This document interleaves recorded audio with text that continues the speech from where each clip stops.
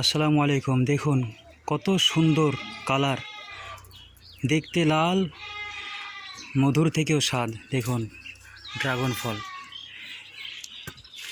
এই যে দেখুন গাছে একটা দুটো রয়েছে, এই যে তিনটে রয়েছে, দুটো নিচে পড়ে গিয়েছে পাড়তে গিয়ে, এই যে চারটে পেরেছি।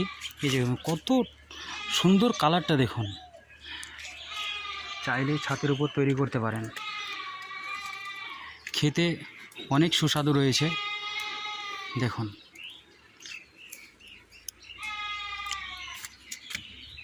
কলমি শাক, দেখুন কত সুন্দর, কত লম্বা লম্বা হয়েছে। দেখুন